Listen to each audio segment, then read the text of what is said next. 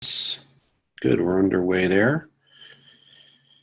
All right, so this morning what we are going to do is finish the section on memory. So what we did together on Tuesday included a review of the various models of memory. I'll circle back to those for a bit this morning. And then we did a two-part demonstration of the serial position effect. That was house, table, planet, lion, and then the second demonstration where I made you count backwards from 30. We'll take a look at those results again today as well. Then we'll move through a couple of demonstrations, one regarding chunking and one regarding something called levels of processing theory. And then in our final 25 to 30 minutes, we'll talk about 4 things that can go wrong with memory. And in our last 15 minutes or so, we'll talk about the biology of memory, with the star of the show being clearly the hippocampus. Remember, we have test number 2 on Tuesday. We start at 9:30. Please be there on time. If you show up later than 9:55, that is more than 25 minutes late, you won't be permitted to take the test. The breakdown for number of questions is listed for you there. As I mentioned on Tuesday, the learning section is heavily weighted. So if and when you go to supplemental instruction, I'm sure you'll be spending some time practicing information around the learning section, because that's, 3/8 of the test from that section on learning.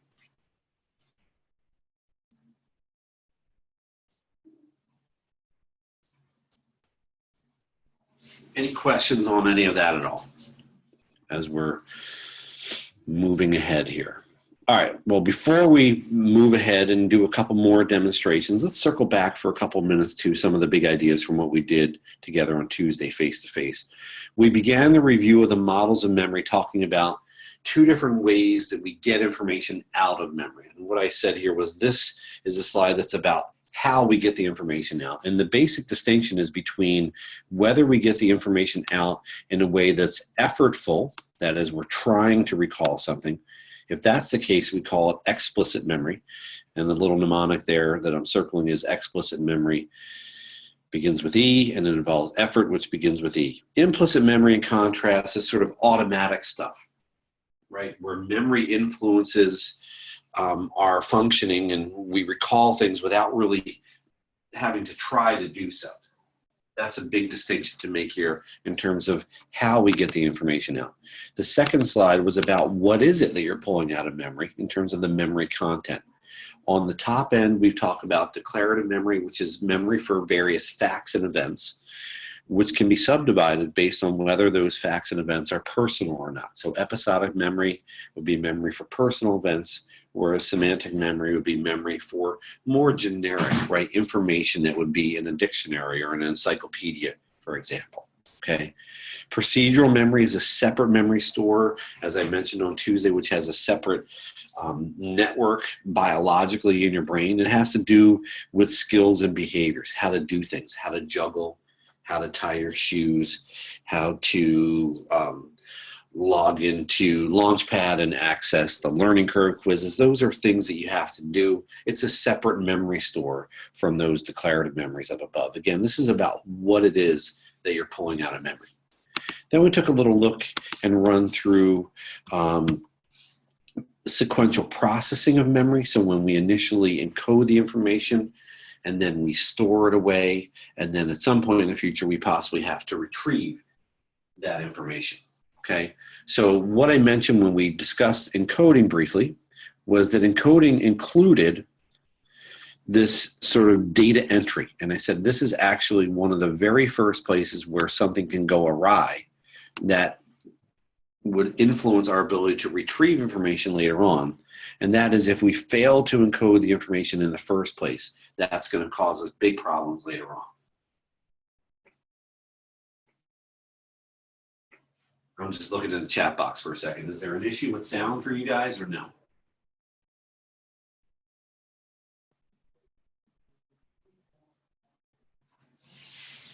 If you're good on sound, just tell me yes in the chat box. All right, we're moving on. If somebody's on some funky, wonky network, I can't really troubleshoot that when I'm trying to to teach the class. After reviewing the sequential processing of memory model, we took a look at the information processing model of memory. This was about sensory memories that go away in less than a second or so. Short-term memory, which is a limited capacity store. And what we said here was we're going to actually identify this morning about how many items you can fit into that short-term or working memory. And we also mentioned that it's stuff that doesn't last long without rehearsal, right? If we don't sort of repeat things to ourselves and try to consolidate that information from short-term memory into long-term memory, it's probably going to drop out. And long-term memory, we said, has this nearly unlimited capacity, okay?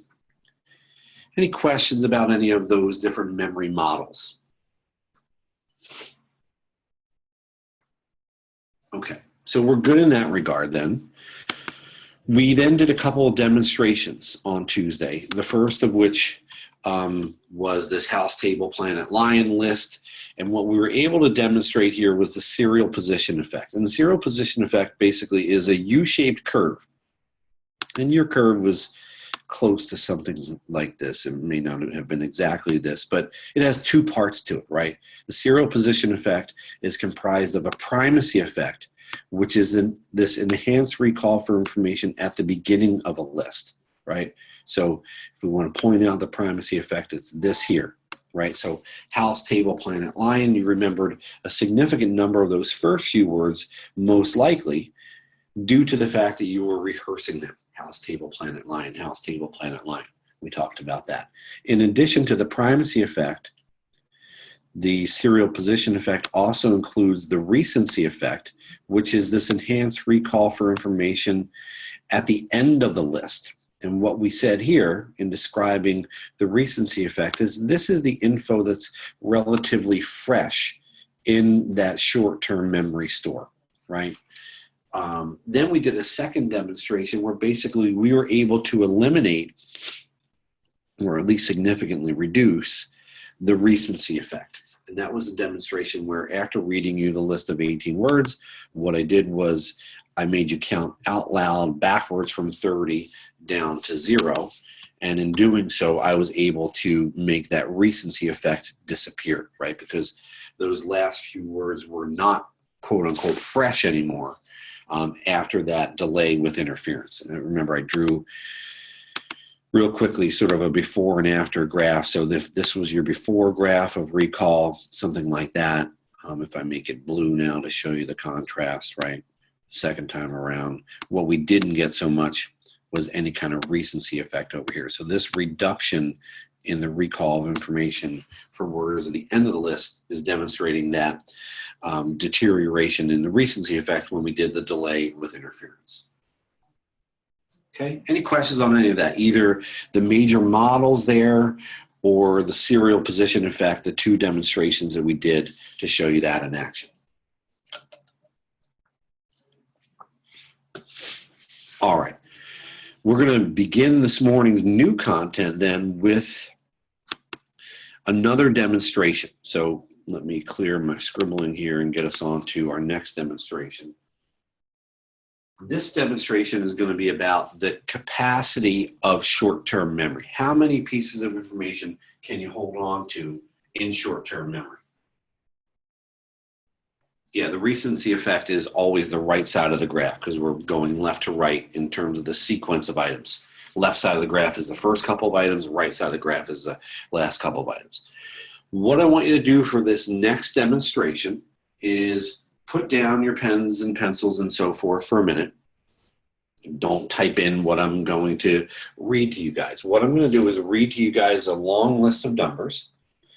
And when I'm done, I'm going to see how many of those numbers you guys can remember correctly in the right sequence. Okay, again, we're going to try to demonstrate how many pieces of information a person can remember. That's our focus right here. Okay, so here's the list of numbers, and when I'm done, I'll invite you guys to chime into the chat box with your best guess at what the numbers were. All right, here's the number. 2.718281828 8, 4, 5, 9, 0, 4, 5, 2, 3, 5, 3, 6. All right, give it a shot in the chat box.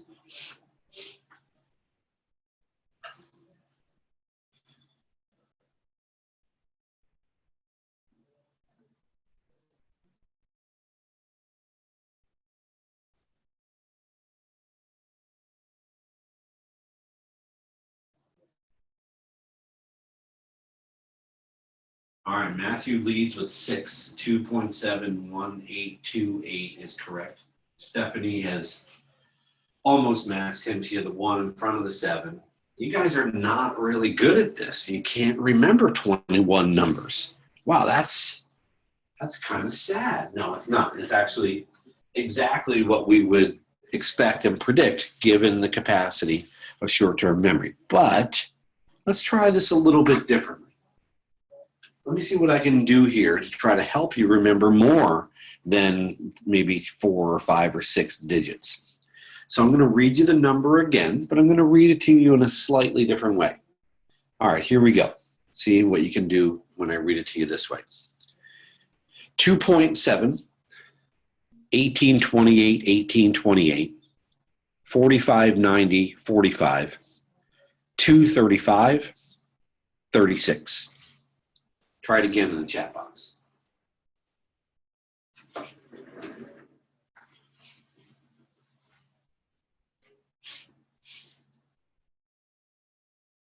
Okay, Cassandra's got 2.7, 1828, 1828. That's 10 digits, way more than anybody got the first time around.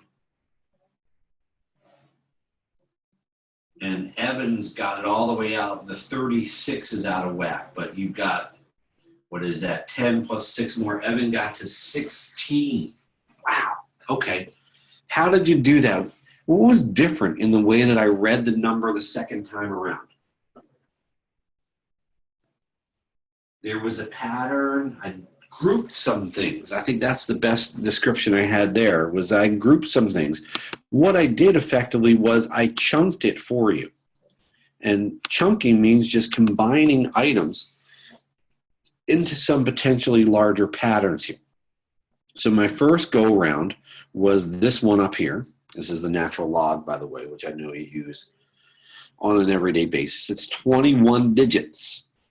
But what I did the second time around was I read it as 2.7, 1828, 1828, 4590, 45, 235, 36. Look what I've done.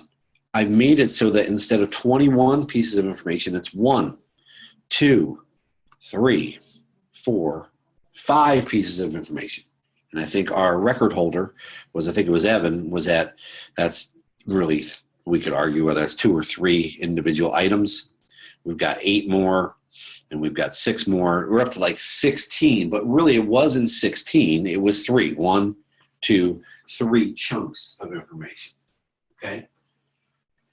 So what's going on here? What we're doing is we're using a process called chunking to make more efficient use of the relatively limited capacity of our short-term memory. We can't hold 21 items in short-term memory, but we could do 1, 2, 3, 4, 5. Okay? Have you chunked other numbers in your life? Tell me in the chat box. What other numbers you might have chunked? Red ID, pie, phone numbers, etc. Your birthday. Yeah, lots of different things you might have done this with before. So let's define it for you on the next slide.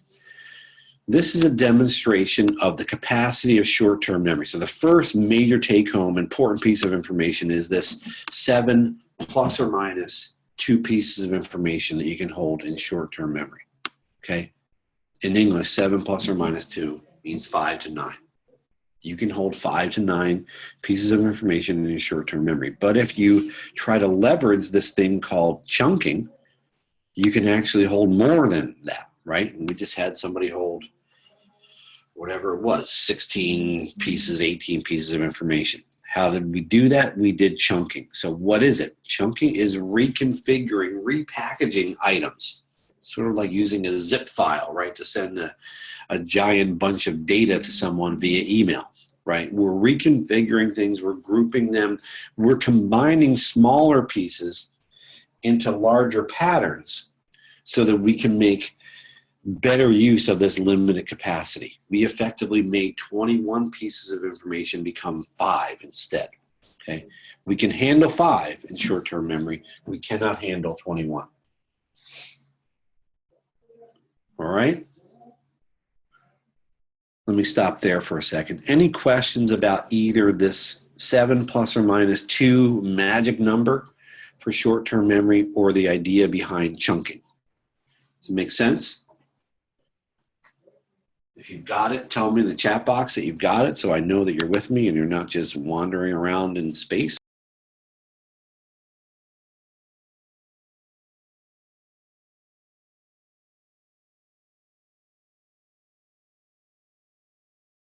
Seven ± 2 means 5 to 9. And it means that the capacity of short-term memory is somewhere between 5 and 9 pieces of information. Okay? You can't hold 35 items, and you're certainly likely to hold more than 1 or 2 items in this short-term memory. Okay? We run up against these limitations, and so what we try to do, again, to make more efficient use, is to combine things into larger patterns. I would actually suggest to you that I have tried to help you guys chunk some information as we've gone through different parts of the course. So if you think back to the sensation and perception, beginning of the second part of our course, when I taught you about receptor cells, transduction, retina, rods, cones, cochlea, and hair cells, I tried to help you combine those into one package, right? I use these tables, right, where I give you the name of the sensory system, the location of the receptor cells, and the name of those receptor cells. Well, instead of 7 pieces of information, now that's one chunk. It's all related to converting incoming sensory stimuli into action potentials. That's what you're doing when you're combining that stuff. You're doing this chunking, right? And I would suggest that that's a good way to think about terms that are similar to or that are to be contrasted with each other. Cluster them together, because basically what you're doing there is, again, you're leveraging this chunking technique. Let's try one more demonstration related to chunking and see what you guys can do with this one. All right, I'm going to read you guys a list of letters, and I'm going to ask you to give them back to me. Here we go. X, C, N, N, P, H, D, F, B, I, C, I, A, N, C, A, X. Try to give those back to me. That was 18 letters, well beyond 7 ± 2. All right.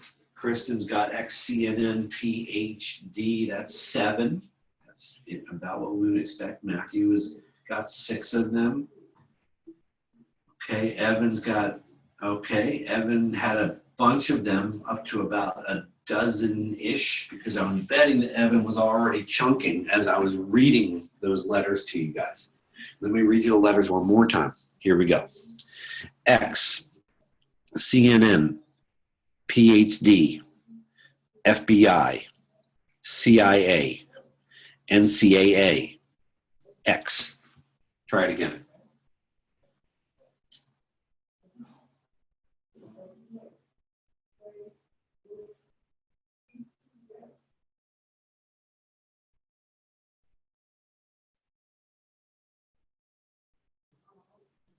All right, Evan got them all that time. I think Hannah, if it was the X on the front end, I think Hannah would have had them all too, right? So what I did here was I did a before and after either unchunked or chunked list of letters. When I read it to you this way, top to bottom, that was more difficult. We had people struggling to get past 5 or 6 or 7, which is right in that 7 plus or minus 2 range. When after I chunked it into 1, 2, 3, 4, 5 pieces, surrounded by X's on either end, we could argue whether that's 5 or 7 chunks. Either way, it's still well within that 5 to 9 range of the capacity of short-term memory. So we can, again, use this way of combining items to make more efficient use of what is admittedly a somewhat limited system here for short-term memory. Any questions or comments about that at all?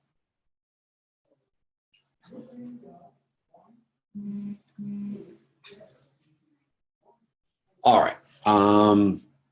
Got one more demo for you.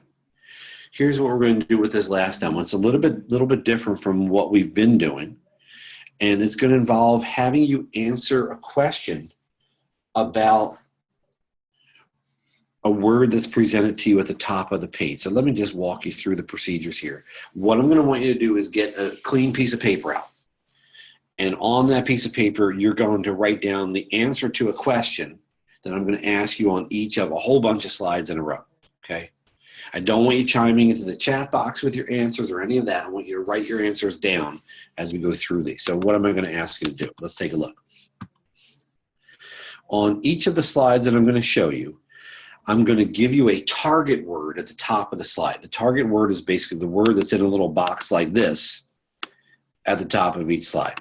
And then underneath the target word in the box, there's going to be one of 3 questions. There's only going to be 3 questions, and I'm only going to give you one for each word. The question will say number of uppercase letters, and you're going to write down 0, 1, 2, 3, however many uppercase letters there are. Or the question might be, does it rhyme with this other word? So I might give you the word tree, and down below it might say, does it rhyme with bee? And then you would write on your piece of paper just the answer, yes or no, or number of uppercase letters. Or if I ask you this third question that I could ask you for each word, I might ask you to use it in a sentence. And if the word was tree, you might say, I sat under the shade from the tree. Perfect. Okay. Let's do a practice one to see that everybody understands what I want you guys to do. So if I were to give you this as a real item in this demonstration, what are you going to write down on your piece of paper? The target word is hello. I'm asking you the number of uppercase letters, and you're going to write down 0. Okay? Again, I want you to write on a piece of paper. I don't want you writing your answers into the chat box. What I'm going to do is mute myself to make any ambient noise around my office go away while you're doing this. I've got, I believe it's 21 of these words lined up for you guys. And then when we're done, I will tell you what I want you to do. All right? Any questions about how we're going to do this? Cool. All right. Let's begin then, and I'm going to mute myself. So again, just answer the question that appears underneath the target word at the top of the page. All right, here we go, guys.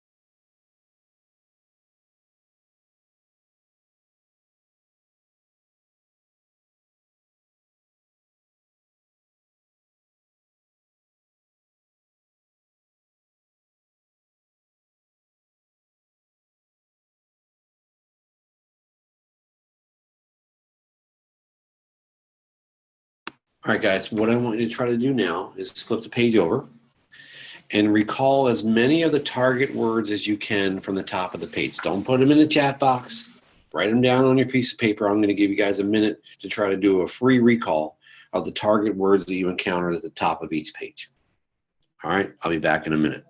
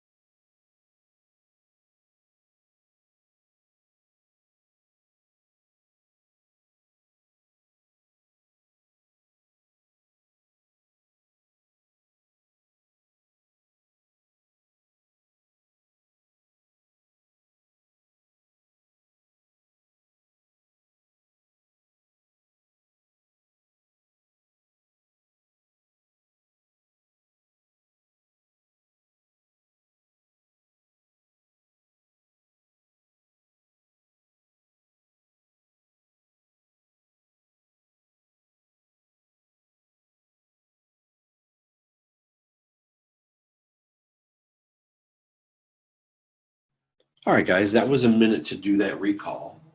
What I'm going to do now is ask you guys to come up with a total number of words that you remembered for each of our three lists here. So give me a total, not yet, for list number one, get me a total for list number two, and get me a total for list number three. I'll give you guys a little bit of time to come up with your totals for each of those three lists there.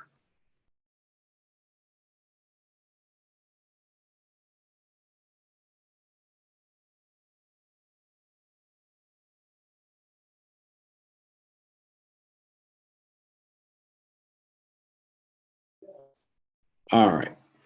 You don't need to give me them in the chat box yet. I'm going to ask you for them. Okay. So for list number one, just real quick in the chat box, tell me how many did you remember from list number one? There were 7. How many did you get out of 7?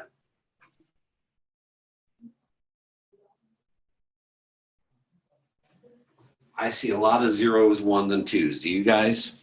What would you say the average was? About 1?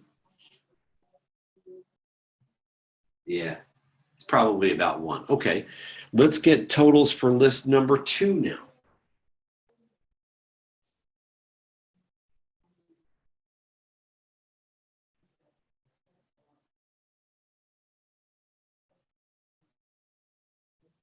What do you think? About an average of 2 there? That's a pretty fair estimate. So about 1 from list 1, about 2 from list 2. Give me a total from list 3 now.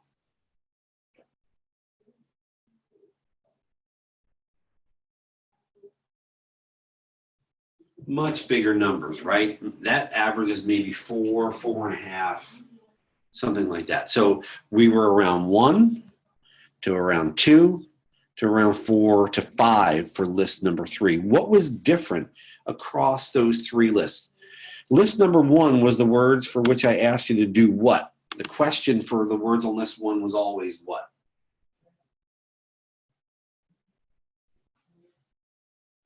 What was I asking you? Not yes or no. It was not the most recent. That was the uppercase letters. So this was uppercase letters. List number 2 was what? What did I ask you about those words? Do they rhyme with something else? Okay, so rhyming. And that means list number 3 must have been the sentence ones. Okay, interesting. So beyond writing the word, when you write the word in a sentence, what is different cognitively in terms of your thinking as you write a sentence versus thinking about whether a word rhymes with something else or whether a word has a certain number of uppercase letters? How is that different? You think more about it, you spend more time on it, you're actually writing the word. So you're thinking about the meaning, aren't you, on some level when you use a word in a sentence here on list number 3, you're thinking about the meaning. What are you thinking about for the words on list number 2?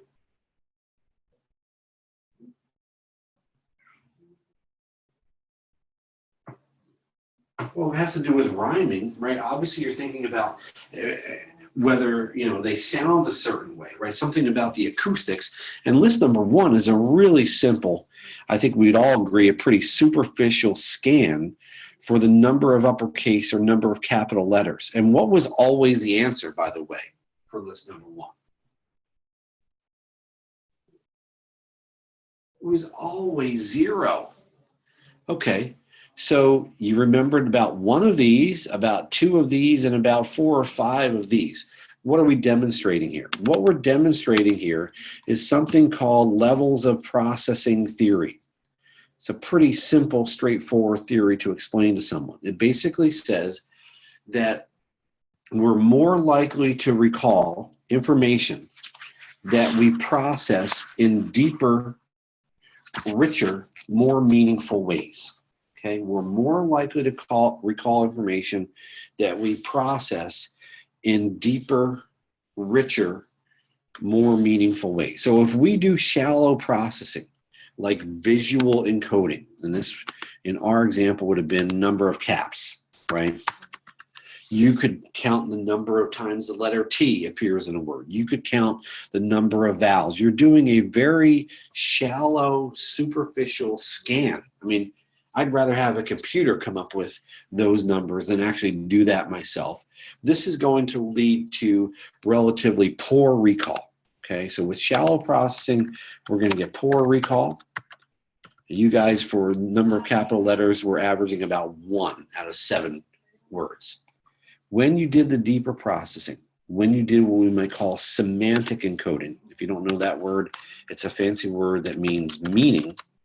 When you were thinking about the meaning of the word, that is, you were using that word in a sentence, you guys remembered about 4 or 5 out of those 7 words on list number 3. So this deeper processing obviously is going to result in better recall as we go down the line and try to pull those pieces of information back out of memory. Okay, so shallow processing, poor recall, deeper processing, better recall. Are there implications of this for this class and for studying? Yeah. I mean, you shouldn't read the textbook and come back to me and say, Dr. Lemakis, the chapter on memory, I read it, and the letter T appears 1,896 times. Great. Do you know anything about that chapter on memory? No. I know there were this many T's. That's all I was looking for. If instead you do deep processing when you're reading the textbook, and you're looking to compare and contrast different things, and you're trying to contrast episodic memories with semantic memories, and you're trying to contrast implicit memory with explicit memory, and you're trying to contrast short-term memory and long-term memory, you're doing much heavier lifting, you're doing deeper processing, and you're probably going to recall that information much better later on. Okay, so that's the story in words. If you want a little picture to try to drive home the point, here it is. If we're thinking about the word fish, well, when we do shallow processing, we're looking at the physical features. Was it in all capital letters? What size was the font? Did it have anything else that was notable? What color were the letters in? Intermediate processing, we're looking at things like acoustic encoding, right? Fish and dish, do they rhyme? Yes, okay. Deeper processing, we're thinking about what it means. I might be asked to picture, or I might be asked to draw a quick sketch of whatever the word might be. The more we can get ourselves down in here to this deeper processing, the better we're going to be able to do if there's a quiz or a test that we're talking about memory in the context of an academic setting. Speaking of which, what I pulled in for you guys from your textbook chapter is an infographic. I don't have the page number in front of me, but this is infographic 6.2 from your textbook, which looks at the intersection between research on memory and how to study effectively. And it's got a number of ideas, many of which we've already been using in this course, right? So mnemonics, right? So I can think of probably 5 or 6 times at least so far this semester where I've told you, explicit and effort both begin with E, so that make it a little bit easier to remember. Axons carry information away from the cell body. Organize information in hierarchical structures. How do these things break down? Well, we've got, hindbrain structures and midbrain structures. We've got these lobes of the cortex. We've got these 5 ways of studying parts of the brain. We've got this stuff going on in terms of hearing and that stuff going on in terms of vision, right? Make connections. Elaborative rehearsal is deep processing that boosts transfer to long-term memory. You connect new information to old information. I'm always doing that, right? When I taught you about neurotransmitters binding to receptor sites, I said they're like keys that fit into locks. If I can assume that you know what a key in a lock is, I can leverage that to teach you this new information. Distributed practice. I'm a huge fan of this. Don't start studying for Tuesday's test on Monday night. Start today. Much, much better than cramming. And then very importantly, make sure you get adequate sleep. If you're up till 3 or 4 o'clock in the morning, Monday night into Tuesday, getting ready for the test, you're doing it wrong.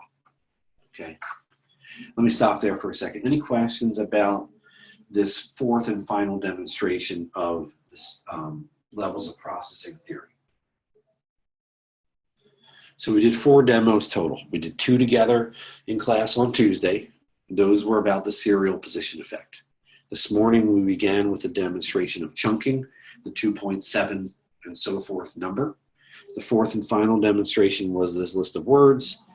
Some of them you had to answer whether it rhymed or not. Some of them you had to answer how many capital letters it had. Others you had to answer with using the word in a sentence. And what we found was that the deeper the processing you do, the more likely you are to be able to recall that information later on. All right, let's see if there are any questions. All right, let's turn our attention now to what can go wrong with memory. And I mentioned on Tuesday, and I briefly reiterated it this morning, but let me go back and say it one more time. Let's make a list of 4 things that can go wrong with memory. And what I want you guys to do is begin your list with number 1. That's always a good way to begin a list. And number 1 on your list of things that can go wrong with memory would be a lack of encoding. A lack of encoding. We've talked about this a couple times, right? If you're not paying attention while I'm teaching you, that lack of encoding is the first thing that can go wrong with memory. When I ask you a test question about it on Tuesday, you can't retrieve it, right? You cannot retrieve that which you never encoded, right? Think about that. You can't pull back out of memory something that you never put into memory in the first place, okay? So that's problem number 1. If we're not paying attention, if we're distracted, if we're upset about something, there's some kind of emotional thing getting in the way of our encoding, no matter what the reason, if we don't encode it, we cannot retrieve it later on. So the first thing that can go wrong with memory is a lack of encoding. What's the second thing that can go wrong with memory? The second thing that can go wrong with memory is problems with forgetting, okay? This is really fascinating research done by a man named Hermann von Ebbinghaus. And what Ebbinghaus did was he actually used himself as his research subject. And he basically generated a long, long list of what are known as nonsense syllables.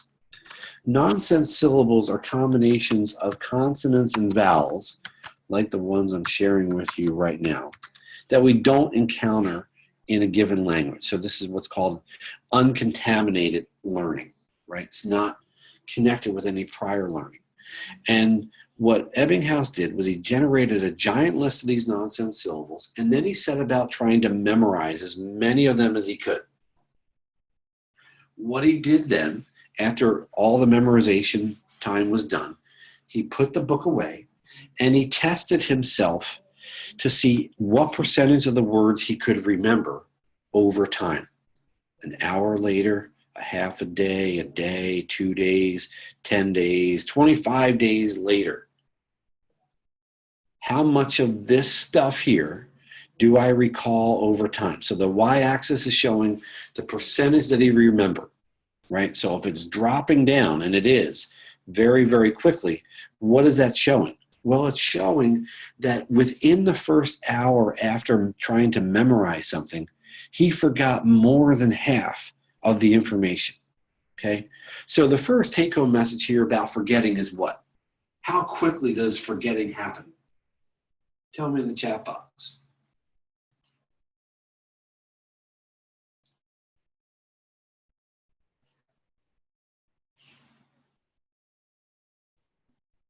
Yeah, I mean, lots of forgetting happens very, very quickly, right? Sometimes it's 2/3 of the information that you've been exposed to is gone from memory within 1 hour. So really, really rapidly. Are there implications of this research for our course? Yeah, we get done at 10:45. If you can get your hands on looking at your notes and maybe trying to read through them and extract 3 or 4 or 5 big ideas from that day, you're going to fight against this incredibly rapid descending limb of this graph, right? This is just forgetting. It's all dropping out.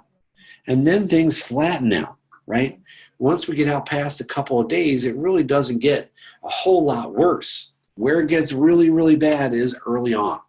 So the second thing that can go wrong with memory is forgetting.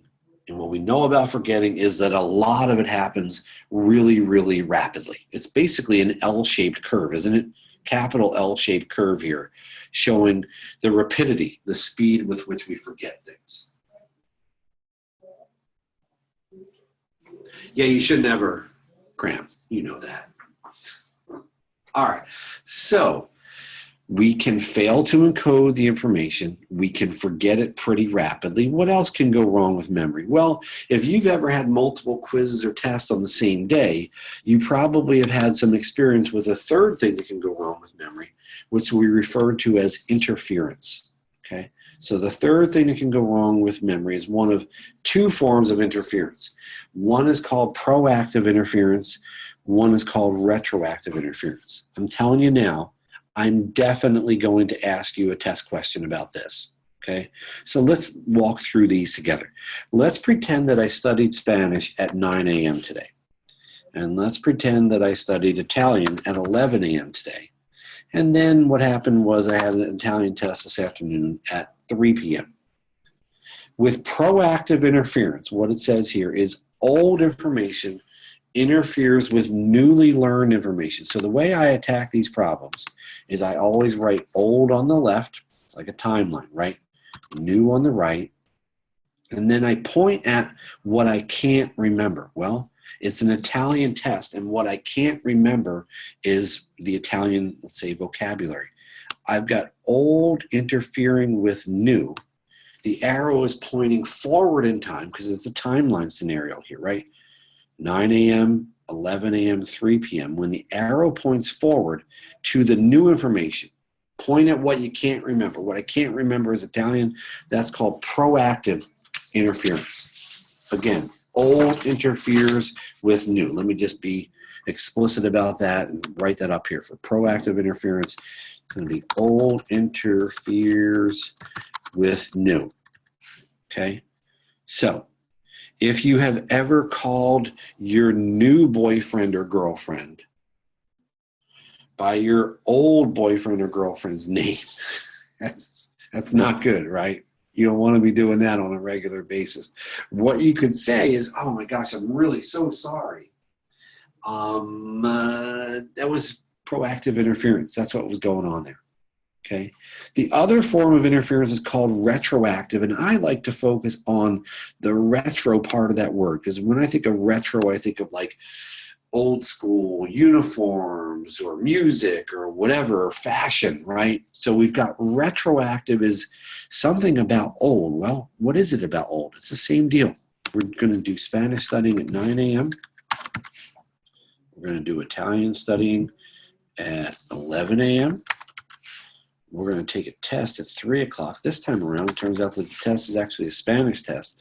And what I can't remember this time is the Spanish. I've got Italian interfering with Spanish. What's interfering with what? Well, now it is new getting in the way of my recollection of old, previously studied and hopefully stored information.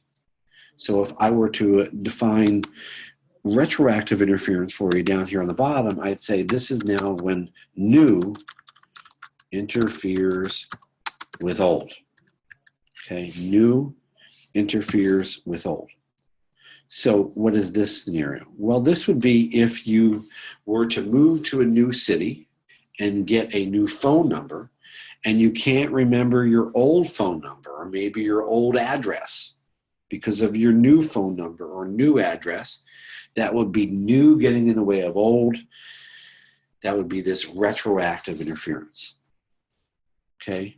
If you were an NFL quarterback and you got traded from one team to another, okay, and you learn all these new plays in the offense for the new team, and at the end of the season, somebody asks you about some of the plays that were part of the offense on the old team that you used to play for, you're like, I don't really remember that stuff, right?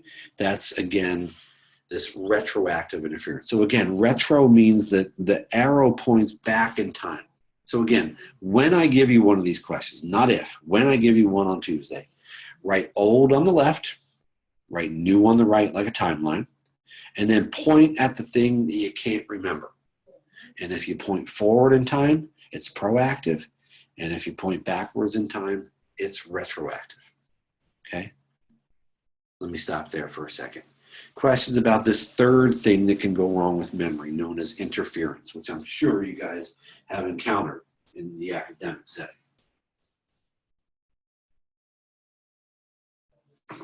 All right. Old interferes with new, that's proactive. New interferes with old, that is retroactive. Good. So we've got three things now on our list of what can go wrong with memory. It could be a lack of encoding. It could be your rapid forgetting, or it could be one of these scenarios where I get interference going on. This is what I always tell my youngest, right? When I can't remember something, and he's like, oh, don't you remember blah, blah, blah. And I'm like, dude, I have so much more stuff in my brain that is causing interference than you do. I've got an entire Psych 101 class in this brain. I've got a lot more interference going on, right? That's the scenario here. All right. The fourth and final thing that can go wrong with memory will give us an opportunity to talk about Dory from Finding Nemo. Thank God, right? We'll get to her in just a bit. It's called amnesia. There are two forms of amnesia that we're going to talk about. One is called retrograde amnesia. That's the scenario that we've got depicted up top here. And the other, which is going to be the Dory scenario, is going to be called anterograde amnesia. More on that in just a bit. What's the deal here? With retrograde amnesia, here's what happens. There is onset of amnesia. I'm going to put an X to mark the spot here. That could be a traumatic event. It could be a stroke. It could be a head injury. Let's pretend for our example today that it's a concussion. Okay? Let's just say you sustain a concussion today on March 9th. And you can't remember anything that has happened at all during the month of March, he's trying to say, okay? What we have here with retrograde amnesia is a loss of previously stored memories, okay?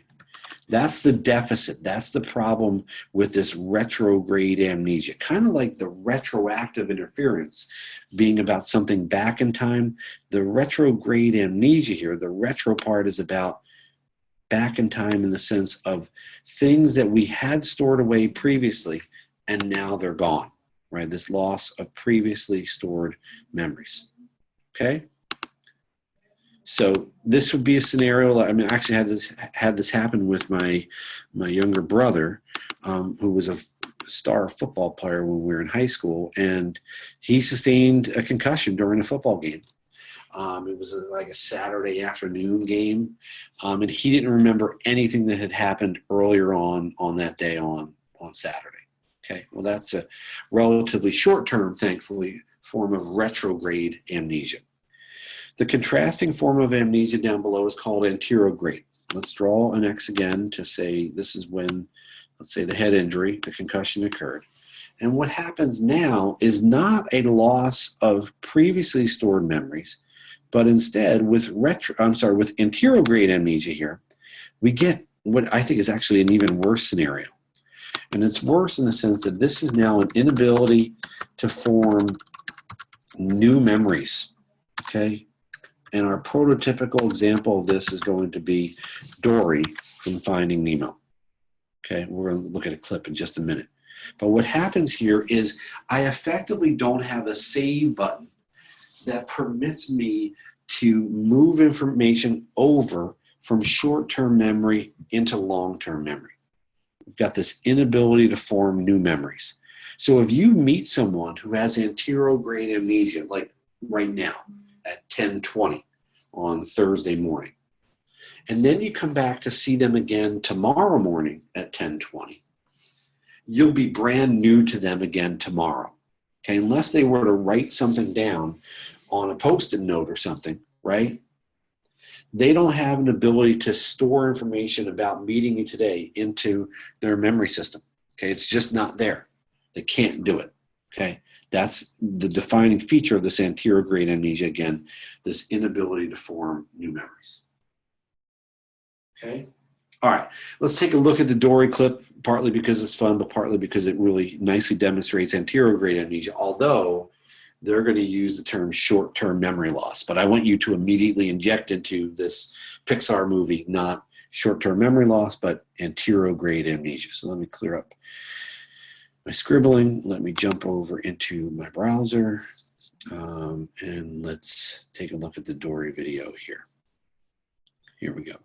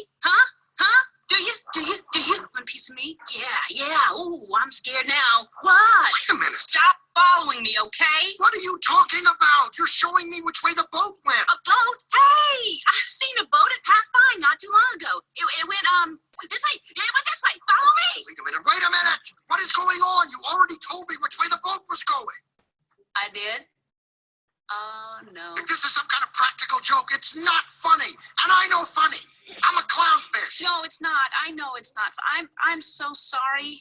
See, I suffer from short-term memory loss. Short-term memory loss? I don't believe this. No, it's true. I forget things almost instantly. It runs in my family.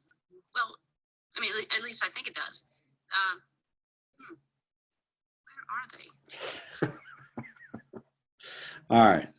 So that is just plain fun. Let me jump back into my slides here and jump out on my browser. So nice demonstration of this anterograde amnesia, this inability to form new memories there.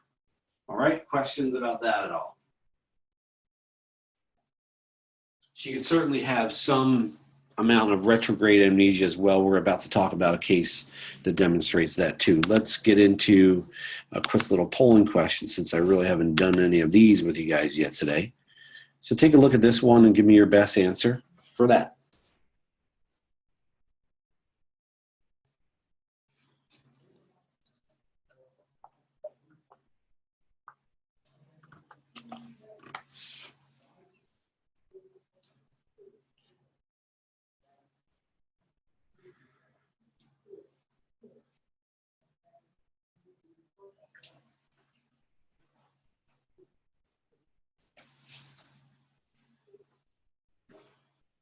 All right, I see a lot of B's, but some people choosing A.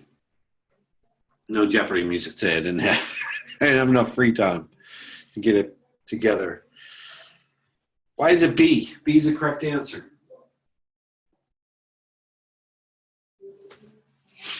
What's the key phrase here? Inability to form new memories. What's going on here? What's the phrase in the question? You can't remember anything that's happened since the accident. I would say that the key phrase in this question is since the accident. So the accident occurs, and since then, I can't remember anything that's happened. So the X is drawn at the accident, and it's forward in time here. So this is anterograde amnesia that we've got going on for Jerry. All right, any questions on that at all? All right, cool. Let me clear this up here and move into our final segment. We got about 20 minutes to go. We're going to talk now about the biology of memory. That's the final thing I promised to talk with you about today. And we're going to use as our point of departure regarding the biology of memory a case study. Case study is that of a man with the initials HM, who for years and years and years, for at least the first 10 years of teaching this course, was only known by his initials. And then he died, and they were able to identify him by name. His name was Henry Mollison, and Henry was a man who, as a young boy, had developed epilepsy. And actually, it was a sad story that it was a random accident when he was out playing in his neighborhood on the street with other kids. He was running around, and one of the other kids on the block was coming down the street on his bicycle, crashed into Henry, and Henry fell to the ground, banged his head, ended up developing severe epilepsy, right, a seizure disorder, a treatment-resistant one where nothing that they did seemed to work. And as a treatment of last resort, Henry decided to have brain surgery. And the brain surgery was one that involved something called a medial temporal lobotomy. And if I just show you this on the next slide, this is a look from down under his brain to show you the tissue that was excised, that was cut out during this medial temporal lobotomy. So they removed these parts of his brain. The good news was that it really was very helpful with respect to the epilepsy. The bad news was that in doing this brain surgery and removing his hippocampus, which is going to be the star of the show here, they ended up causing him some really significant problems with memory. Basically, the take-home message was he had an inability to form new memories, right? That's the anterograde amnesia that we just talked about with Dory. I would call this profound, okay? And what I'd say about the hippocampus up above, as I've said before, is that it effectively functions as a save button for memory. And what Henry had an inability to do was to save information over from short-term or working memory and consolidate it into long-term memory. Okay? So he was constantly stuck in the present moment. So if you met Henry this morning at 10:30, right about now, and came back this afternoon at about 2:30, he would not remember at 2:30 that he met you earlier in the day at 10:30. Henry also lost some old previously stored memories, so he had a relatively limited amount of what we would call retrograde amnesia. Basically, he had 3 years worth. So effectively, any episodic memories that would have been formed for him between ages 24 and 27 had disappeared. So that might have been, a memorable family vacation, or his best friend's wedding, or some major world event. Okay, those things were lost to him from those previously stored memories. Again, that's retrograde amnesia. Remember, the retro part means about something going back in time. In this case, it's those previously stored memories. It's fascinating that despite these problems with memory, his intelligence remained well within the normal range. His working memory was fine. So when he would do the house, table, planet, lion task, he'd remember about as many as you guys would, probably between 5 and 9 items, okay? But what's really crazy, if you think about it, is you could do the house, table, planet, lion demonstration with him right now at 10:30 and come back and do it again at 2:30. And because he can't form new memories of what happened at 10:30, that would be a new task to him 4 hours later, okay? Again, showing this profound anterograde amnesia, this inability to form new memories. Well, the good news is, I guess new experiences every day. The bad news is you don't really have a save button, and you can't hold on to this stuff with this profound anterograde amnesia unless you were to try to use some coping strategies, right? So if you did have a notepad next to your desk, you could say, I met with Dr. Lemakis at 10:30. He's coming back at 2:30.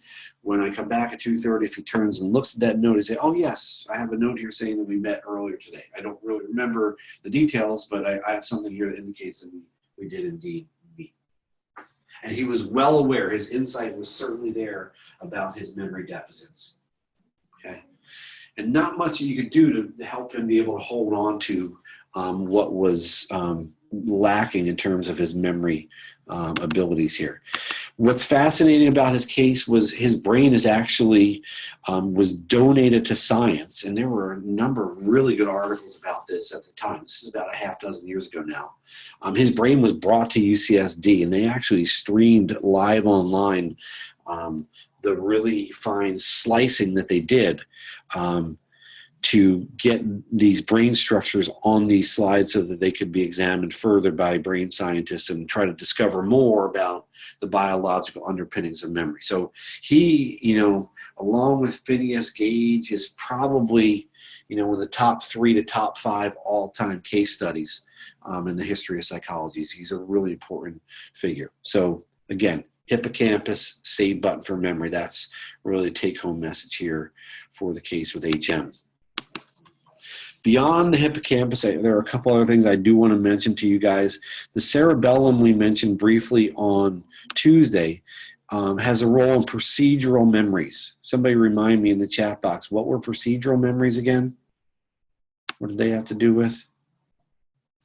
Cerebellum was muscle movement, coordination, and balance. Yeah, skills, processes, behaviors, tying your shoe, how to, do something within some app on your phone, whatever the case might be. Those are procedural memories. The cerebellum also plays a role, believe it or not, in classically conditioned responses. Okay? So without an intact cerebellum, you might not learn to blink your eyes in response to the pairing together of the air puff and the Bruno Mars picture, like we did a week and a half ago. Okay, so the cerebellum is involved in those things. The cerebral cortex plays a role in sensory memories. So those iconic visual memories or the echoic auditory memories are processed and handled at the level of the overlying cerebral cortex. The hippocampus, we know, plays a big role in terms of declarative memories. Remember, the declarative system was the one about facts and events and that sort of stuff, and we broke it down into episodic memories, which were those memories for personal events, and the semantic memories that were memories for facts and definitions and concepts and the meanings of words, encyclopedia and dictionary type stuff. The amygdala plays a role in stamping, if you will, memories of emotional significance. Okay, so if you were at ground zero on 9/11 and I showed you pictures or played back video of that event, your hippocampus, if I had you in a PET scan machine or an fMRI, would be lighting up. Okay. If I showed you pictures of your sister's wedding or your brother's graduation or talked with you about your grandmother's funeral, those memories that are stamped with them as being emotionally salient, as emotionally important, your amygdala will be lighting up when we do a PET scan again or an fMRI. Okay, just to remind you where these structures are so we don't lose touch completely with the biology we talked about before. So there's the cerebellum, right, base of the skull. We said it's playing a role here in procedural memories, memories for skills and behaviors. Here's the hippocampus playing its role in terms of explicit memory formation, things related to declarative memories. The amygdala playing a role, again, in emotional memory formation, right? It's connections to things that would be either really, really happy or potentially even really, really sad events. Okay, the amygdala, again, kind of stamping those things as something you should hold on to. Okay. All right, in our last 5 minutes here, what I want to do for you is tie what we've learned here in the section on memory to what you should do to study effectively, not only in this course, but in any course that you're taking. Okay, we've pulled in for you here table 6.1 from your textbook, a set of study tips from memory research that are suggestions about what you could do to study effectively. There are a whole bunch of them here. I love this one and this one and this one. That's why I put a box around them, right? Number one, space out your study. We call that with a fancy term, distributed practice. Okay, we call it not cramming.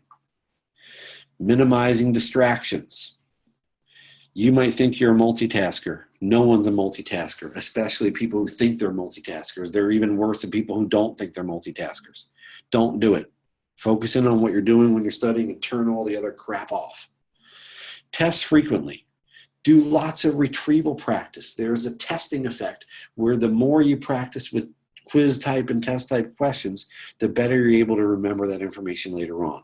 In your textbook, there are show what you know questions that are embedded within the chapter. There are test prep questions at the end of each chapter. And my favorite of all would be the learning curve quizzes, right? I'm always nudging you guys towards those.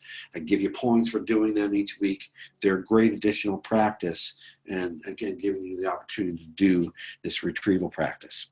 In addition to these ideas here, remember, I already gave you guys, back at the beginning of the semester, some goodies on Blackboard.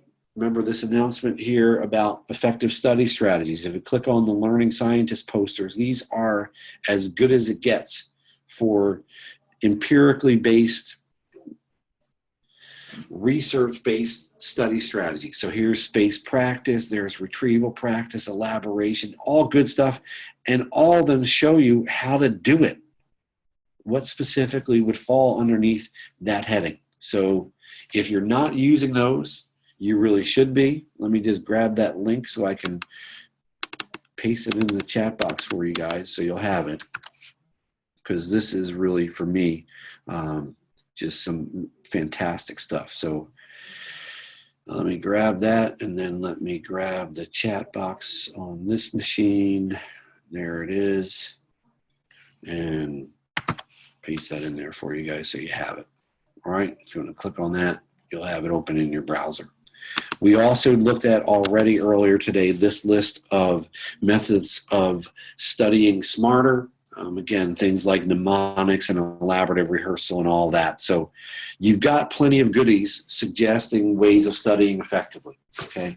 I do get a lot of questions about what should I do to study for the test. I didn't do as well on the first test as I thought I would. These are what I recommend, obviously in conjunction with supplemental instruction. I think that's the best way to have things move in the direction that you want them to move as far as your success on the tests in our class. Everything I've got on memory and everything I've got really for part 2 of our course here. You guys have any final questions on anything before we wrap up for today?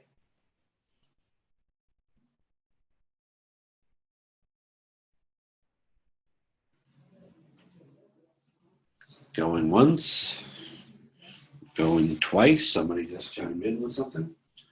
All right. I'm getting thank yous and good lectures, so maybe I'll get a bonus in my paycheck. That would be fantastic. That's everything I've got. So I'll see you guys for the test on Tuesday. You've got the learning curves on memory that we do Monday night at 11. Do not, wait till the last second and try to cram things in. It's not going to work real well. Yeah, nice, Joseph. I'm not going to say anything further on that. All right. I will see you guys on Tuesday. Remember to show up on time. We start at 9:30. If you're later than 9:55, you're not going to get a test, and that's not going to be good. All right. All right, guys. Have a great rest of your day. I'm going to stop the recording here and stop the session.